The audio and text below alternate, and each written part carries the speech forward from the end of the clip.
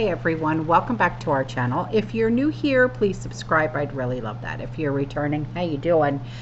We are going to be talking about a few things today, okay? And the first thing that we're going to be talking about is a U-Haul. Yeah.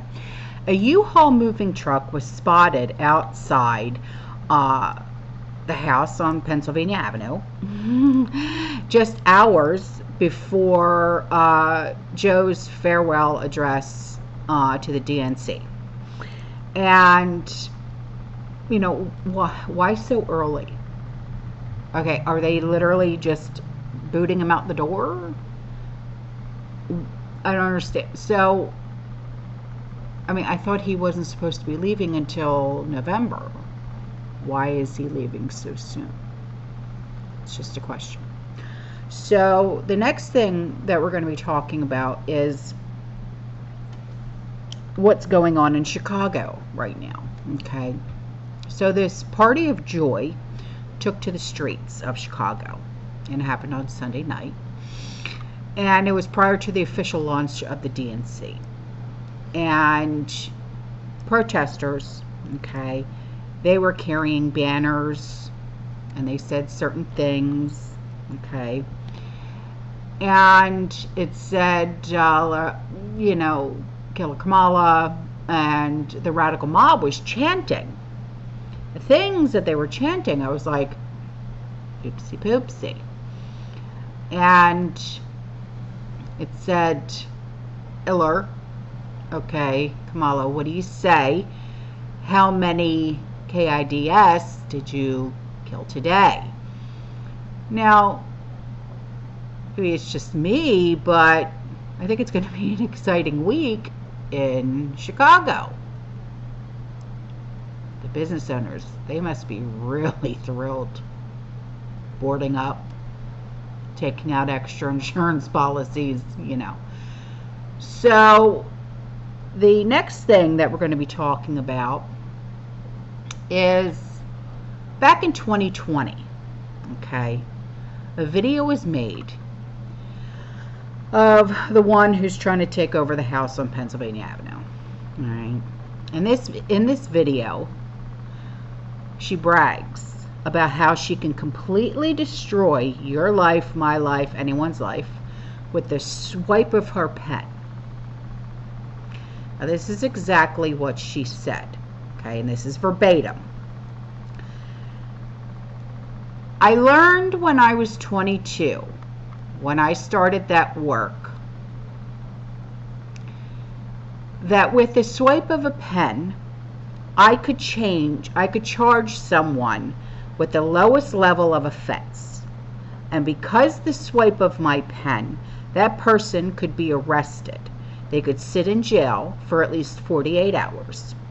They could lose time from work, their family, and maybe lose their job. They would have to come out of their own pocket and help hire a lawyer. They would lose standing in their own community, all because of the swipe of my pen. Weeks later, I could dismiss the charges, but their life would forever be changed. So I learned at a very young age the power, that word, power that she doesn't deserve to have. And she is yet seeking the highest power in the land. Imagine how many swipes of the pen she will have.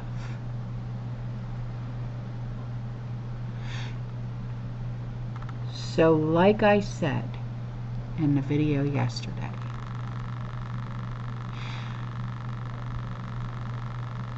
her slogan of joy this, joy that, is the same slogan that was used in Nazi Germany.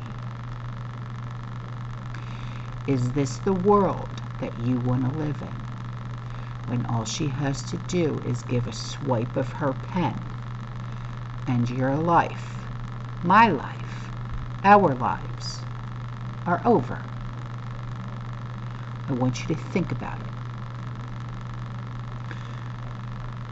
And if she isn't bad enough, this Walls guy, this balls to the walls guy, okay, he may be worse. Okay, you see, a few weeks ago, nobody knew who this guy was. Okay, this Tim Walz. Maybe a few people knew that he was the governor of Minnesota, but most of us didn't even know that he existed. And now he's a VP candidate, and his history is extremely disturbing, and I'll tell you why.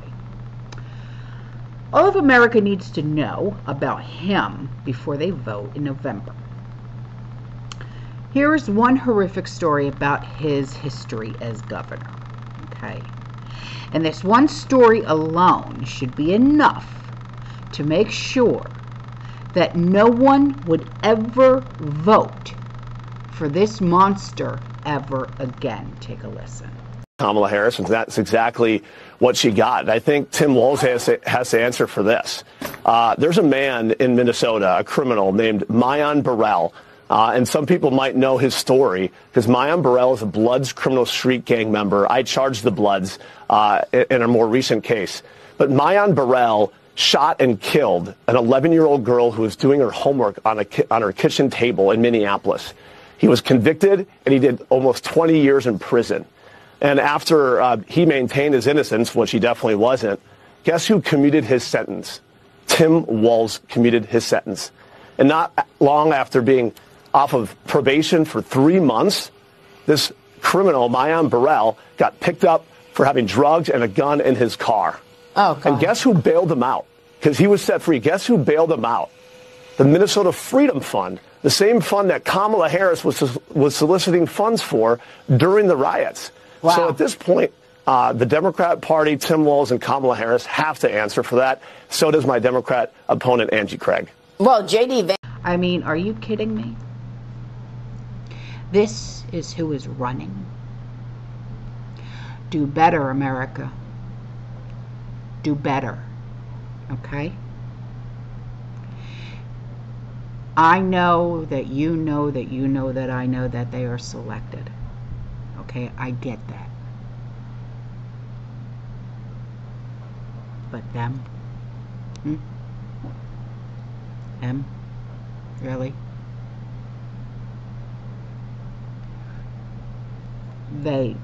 He's pardoning Bloods, Crips, whatever, who killed an 11-year-old girl while she was doing her homework sitting at the kitchen table.